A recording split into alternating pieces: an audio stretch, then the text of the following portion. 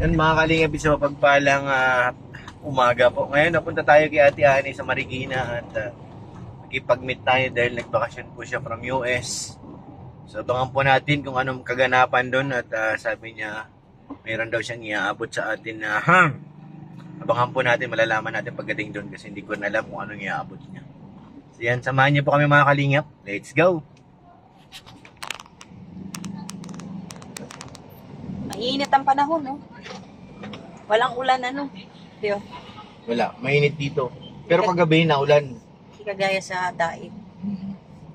Ngayong araw hindi, wala. So, ayan, makikita na naman po natin si Ate Ani, no? Sa tagal ng panahon. Kailan pa siya umuwi? Nung May pa, no? Kasama po natin siya nung May birthday po ng anak namin, ng Oo. Bibo. So, ngayon, makikita na naman po natin siya. Di ba? Hanapin na muna natin yung bahay nila. Medyo hindi, Ano? Di mo? hindi ko natanda ang paikot-ikot kasi subdivision nila may sa paloob. Sana nga matumbok ko agad para mabilis lang tayo makarating sa bahay. Ayan na. Welcome to Marikina! Umaayon pa ang panahon, mainit. Hindi na ulan.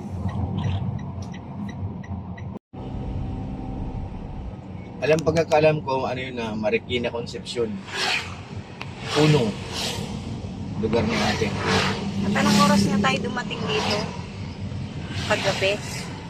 Dumating po kami dito sa Alas Maynila ng alas 12. So nag-ano na lang po kami, no? Natulog kami dito sa... Nag-hotel na lang po kami, no? Para maaga kaming magkita nila Ate Ani. Yan. Kaya hindi na kami dumiretso sa Pateros.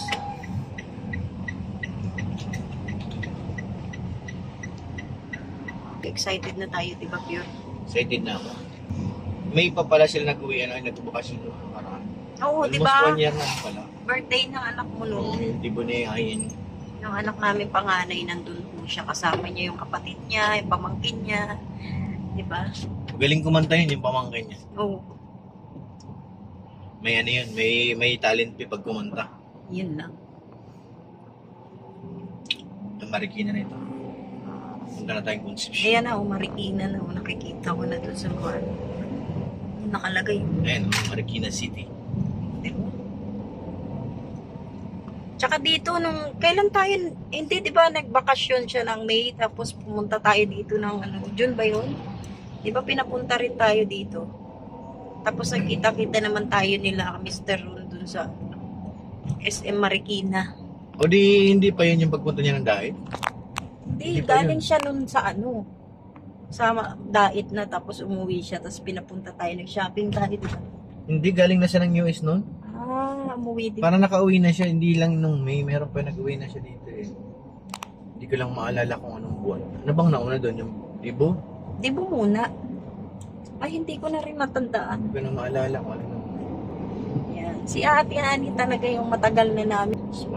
Hindi siya, no? Hindi siya yung Ay, tasan sa beneficiary na kaano. Kasi wala naman time. Kahit simula't simula, hindi yan sa beneficiary na gano'n sa Ate Ani. Sa pamilya talaga. Oo, lagi yan nakatulong sa pamilya ni Pure Health. At Tagalaytay rin si Ate Ani, di ba? Tagalaytay rin, Yes, Dagami. taga-Dagami. Kababayan din ni Pure Health. Pure din ako taga-Dagami kasi doon po ako pinanganak. Oo, di ba? At someday, soon, makapunta rin kami ng Dagami. Iba pala yung Dagami sa Babatngon. Magkaiba yun. Magkaiba. Mga bayan-bayan na yun. Batngon, Palo, Dagami, Pastrana. Magkakadikit yan. Pastrana at saka Pero ano Dagami. yung mauna? Babatngon ba? Babatngon kasi nandito ka sa Samar eh. Sa Dagami.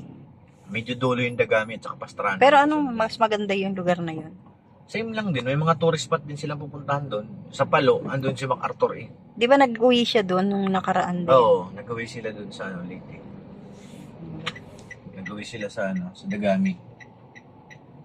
Yan, medyo matrapik-trapik na, no?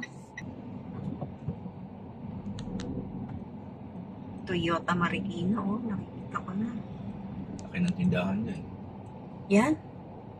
Sa pinakamalaking Toyota. Di ba? Tsaka laki na rin ang pinagbago ng Marikina ngayon. Na ano ba ganito ng baka? Robinson's Appliances, Alorica. Sana yung SM? Sa kabila yun. Sa kabila po. O yun, may Ford Marikina. Laki na nang in-improve ng Ang Marikina. ayaw ko lang dito yung mga overpass. Pagtatawid ka. Akyatan, lakaran. O, ayan o, Toyota Marikina. Ayan. O, diba? So yun mga kalingap. Ay, ang linaw ng ating camera. Dito na po ang ating box. Sama ka, te? Thank you po. Maraming salamat. Iuwi ko na po ito ng diet. Baka iuwi pa ng iba. Ay, agi. Abangan nyo po ang unboxing natin dyan. Ilalive ko siguro. Ate Ani talaga nagdala niya. Oo nga eh. Kaya nga. Binitbit ko talaga yan. Bit talaga. Ilang beses na bumagsak yan. Hello. Talagang hindi ano to. Excited na ako Pero makita. tinutulan ko yung bumagsak 2 beses. Ang bigat naman kasi ito eh. Ang bigat. Oh. Excited na sa akin. So yun, abangan po natin mga kalingap ang unboxing Sige, nito. okay. Kakarga ko muna. O, sige. Guys, Ano, mag-abroad ka na rin? ga-upload na ako. Bye-bye. Tala ko ng Hong Kong 3D. Kaya mo ba? Kaya. Ayan na po, si Ate Ani. Dito kami sa bahay nila sa Marikina. Dinala na po ang box. Dinala na ang box mula kay Ate Ani. Salamat kay Ate Ani. Ay, sorry. Kaya mo, kaya. Hala, hirap na hirap oh. Baka atakihin ka dyan.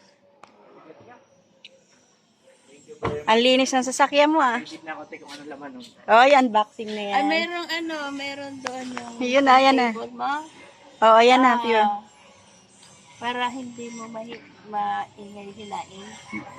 Meron. Oo. Ididikit mo sa mga upuan. Oo. Paa. Paa. Linisin mo muna bago mo idikit kasi hindi didikit. Oo, ayan na. Naku, nakaano ka naman sa akin. Excited na ako. Salamat kay Ate Ani. Thank you, ate. Dinayo namin siya sa Maynila, di ba? Salamat po.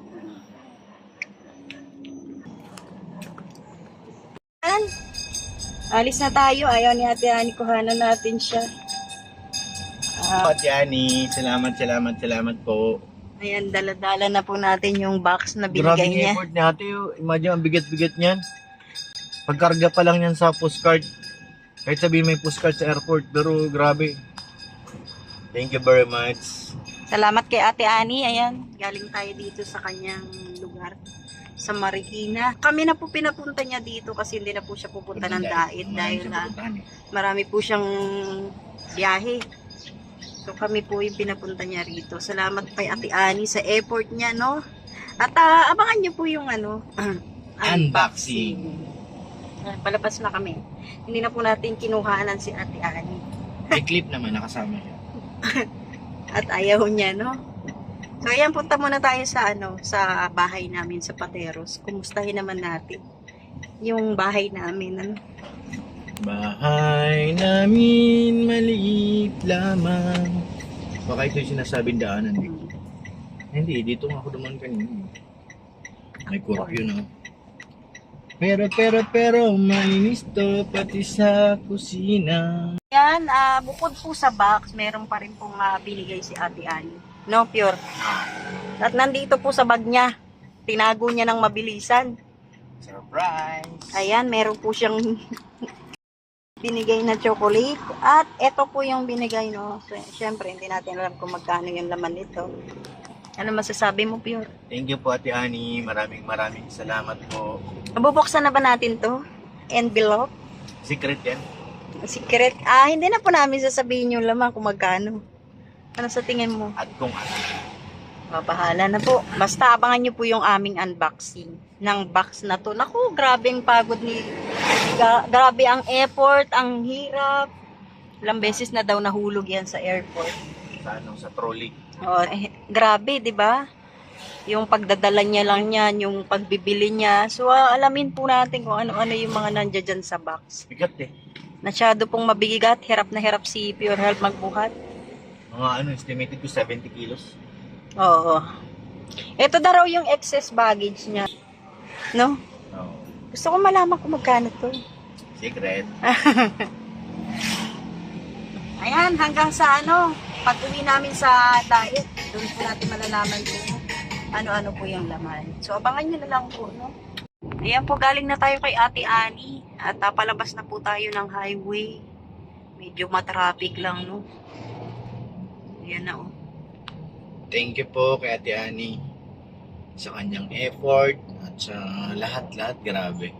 Ano ako masabi, talagang sobra-sobra na talaga. Thank you very much, Ate Annie. Mamimiss ko kagad, di kaalis ko lang sa bahay niya. Parang ano, ang tagal-tagal na natin din, ano? Pag nandun sa kanila. Dami natin na pagkwentuhan. Parang kulang pa na ano. Banding. Oo. Kahit yung nasa diet ba, kahit ilang days sila yun. Kasi doon hindi rin naman ako nakapokus dahil may trabaho. Parang palaging kulang. Hindi natin mabawian, ano? Yung effort niya. Grabe, thank you very much. Ingat sa kanyang, may mga lakad pa siya sa next week. Biyahe siya. Baka Monday ata. Tsaka ini-enjoy niya lagi yung buhay niya, no? At blooming siya ngayon, di ba? Malaki yung pagbabago niya. Blooming po. Uy, Paano siya, Mindanao. Mindanao. Dami-dami ng mga bayan na pupuntahan. Oo, binanggit niya. Pero ang last na destination ay Boracay. Wow, sana all. Boracay siya. Kailan kaya ako makakarating ng Boracay? Boracay, baby. Walang pag-asa. Magbubukan yan para Boracay. Pag ganitong summer, medyo may kamahalan yan kasi ang ano dun, Via Air eh. Airplane. Pwede naman magdala ng sakyan ng Boracay din. Pero mahirap din. Ayos lang. Kaya mo. Kaya kung sa kaya. Kasi sasakay naman to sa barko eh. Ganun na naman, ferry. Nasakay to sa ferry.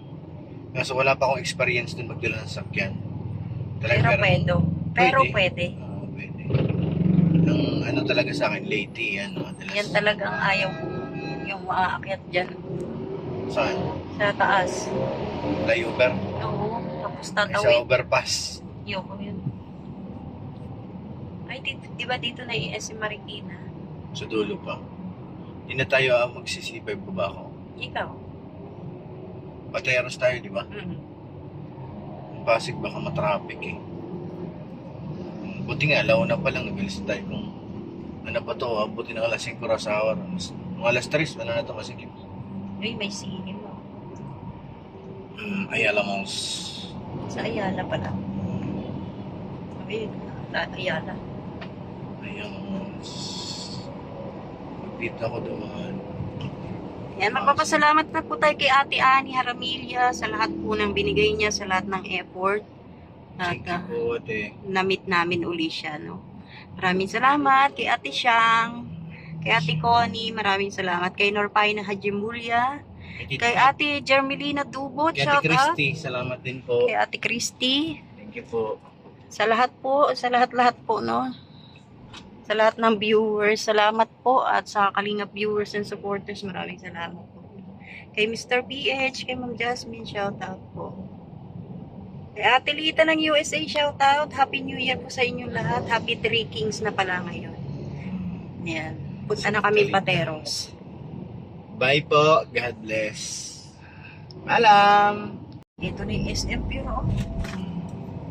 Diyan kami nakipag-meet up ng nakaraang taong kay Ate Anne. Dito pala tayo pababa.